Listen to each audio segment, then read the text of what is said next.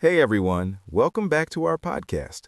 This is a cozy place to learn easy English by talking about real life and real feelings at the same time. Yeah, welcome back. We know your day is already full of noise and phone alerts, so thank you for giving a small part of it to us. Thank you. We really value that you chose to spend this time with us. I'm Emily. And I'm Aaron, and this is your English podcast for daily life talks and honest stories. Yes, today we have an episode for students who know a good amount of English.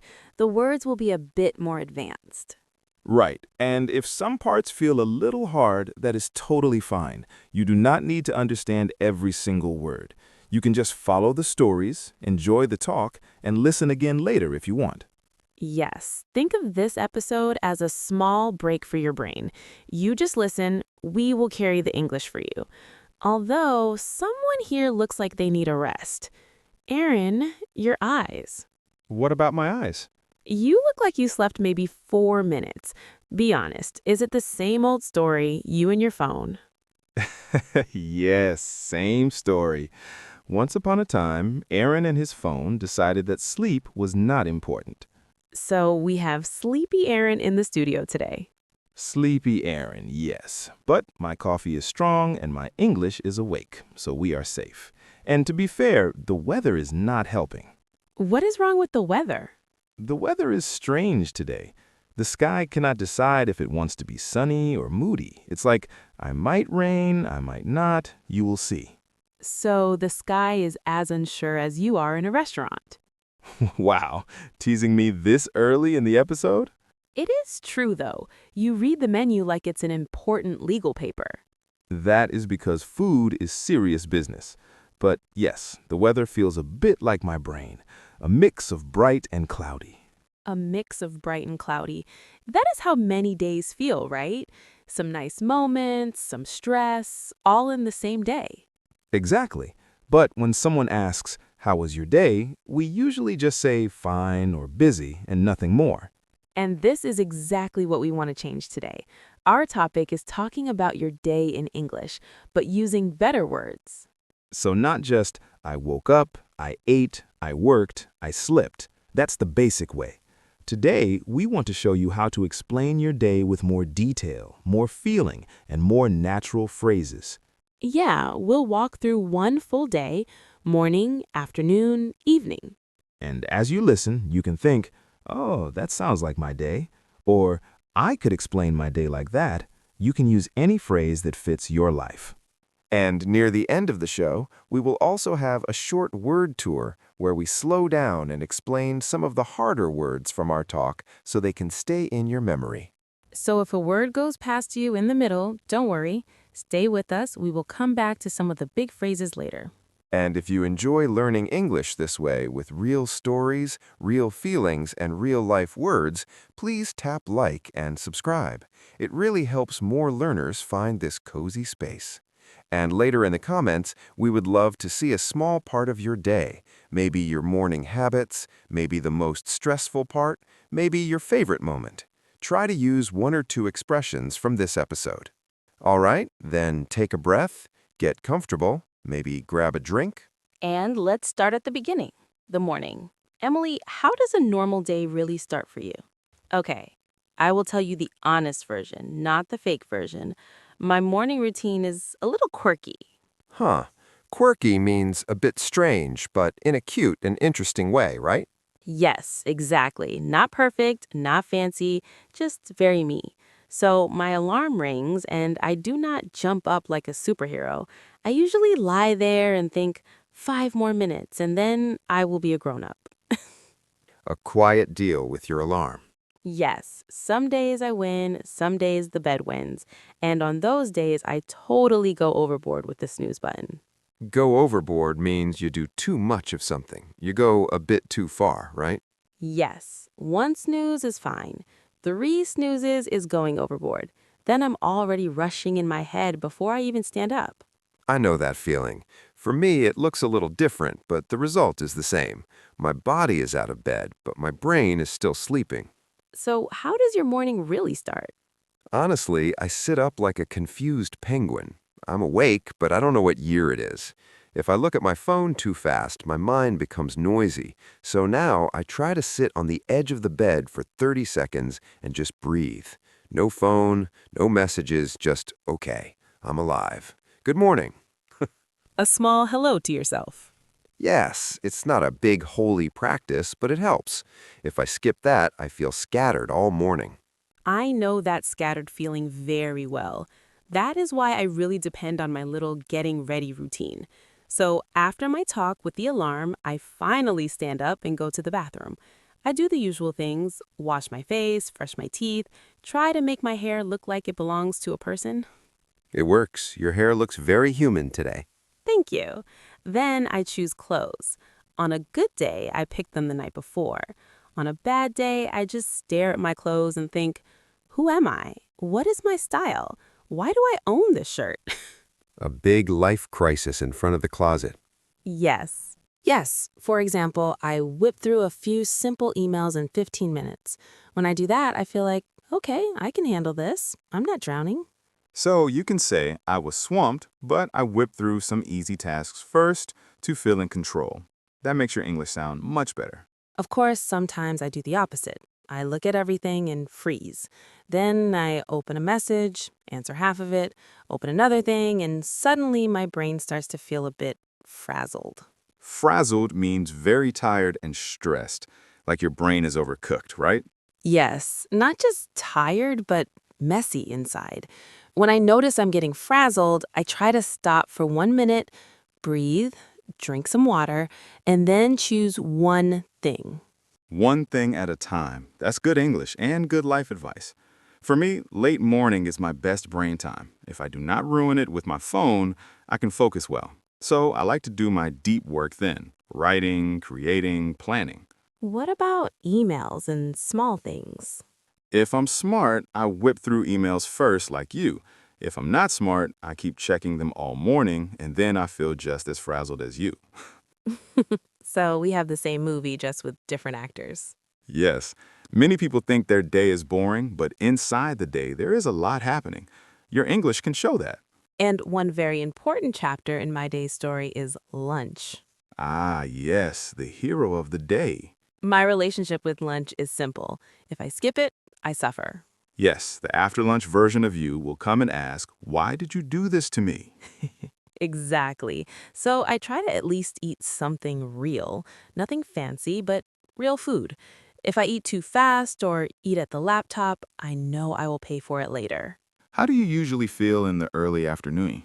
If I'm not careful, this is the time when I try to do everything quickly and forget that haste makes waste. Haste makes waste means when you do something too fast, you make mistakes and lose more time later, right? Yes. So if I write emails too fast, I send them to the wrong person or with wrong information, and then I have to fix them. That is more work, more stress. So now I try to slow down a little after lunch, even when I want to rush. So you can say, in the afternoon, I try to slow down because haste makes waste. It sounds natural and smart at the same time. My afternoons are usually full of people, meetings, calls, messages. Sometimes I feel swamped with conversations, not just tasks. That can be very heavy for your social energy. Yes, so one of my survival skills is to politely wiggle out of things that are not really necessary. Wiggle out of something means escape from a task or duty in a clever way, right?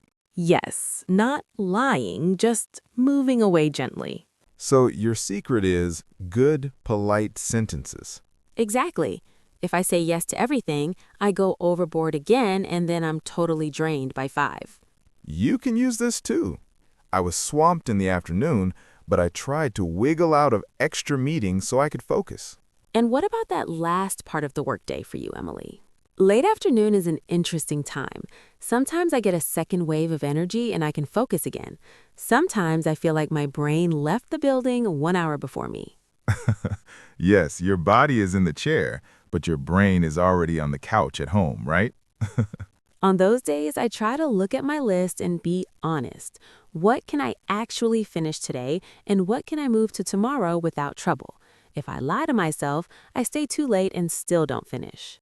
For me, this is the moment when I have to decide, Do I call it a day, or do I pretend I'm a machine and keep working? And what do you usually do? Let me cut to the chase. Cut to the chase means skip the extra details and go directly to the main point. Right. Yes, so I will cut to the chase. Most days I want to be the hero who finishes everything, and then I remember that tomorrow exists. If I keep pushing, I will feel terrible the next day. So on a good day, I close my laptop at a fair time, take a breath, and really call it a day. That is a very advanced skill, not just in English, in life. Knowing when to stop. Yeah. And after you finally stop, you still have a whole second life at home. So, we leave work. What happens in your world when you finally walk through your door?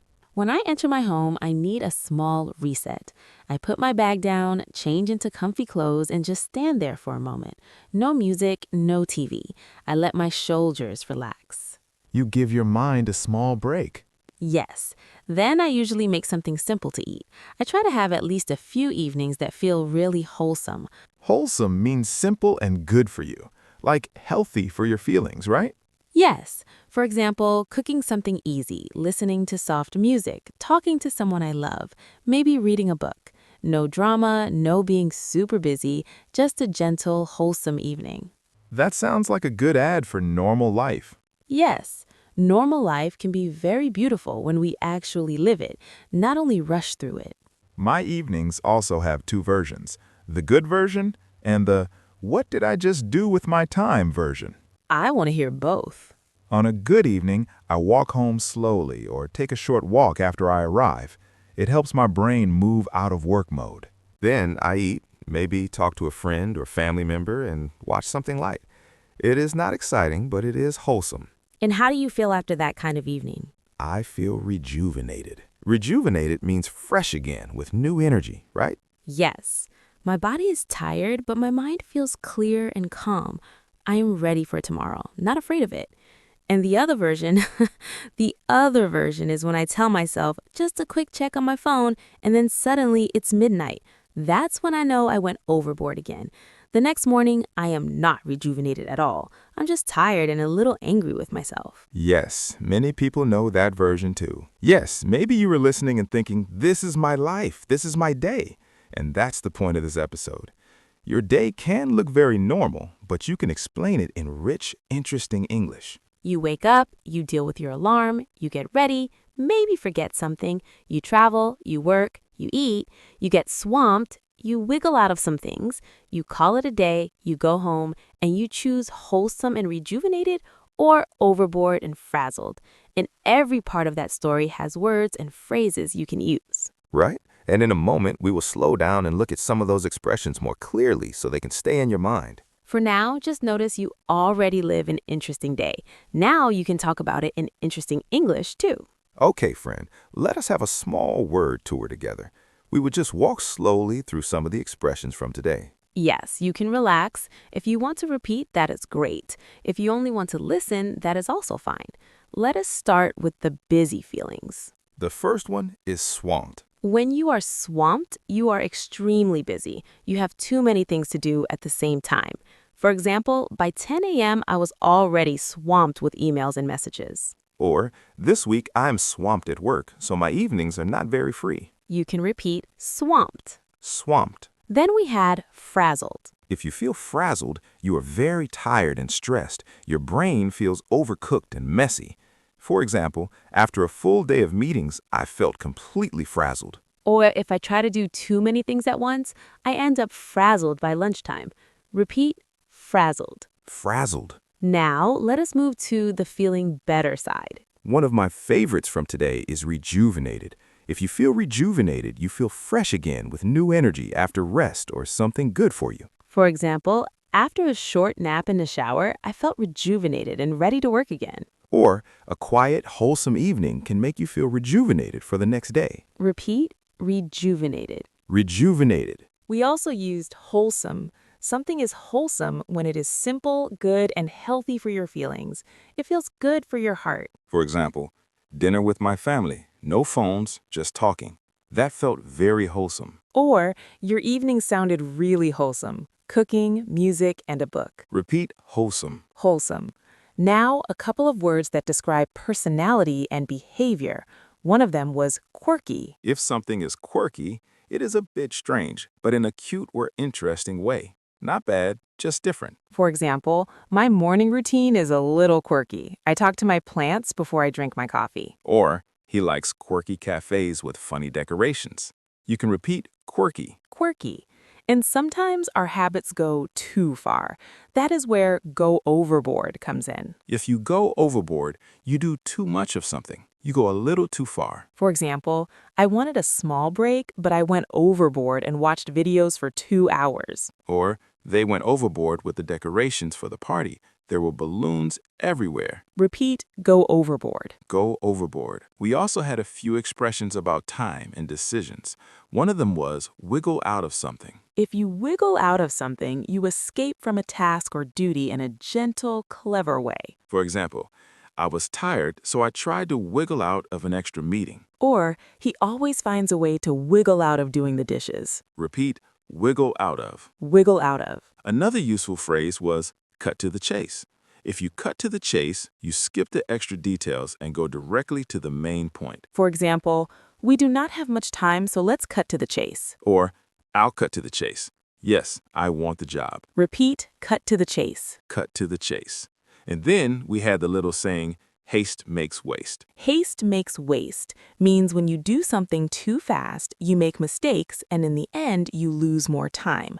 For example, I tried to finish my report very quickly, but haste makes waste. I had to fix many errors later. Or, she always tells her team, haste makes waste. Take your time and do it properly. You can repeat, haste makes waste. Haste makes waste. And finally, we had whip through something. If you whip through something, you do it very quickly and well.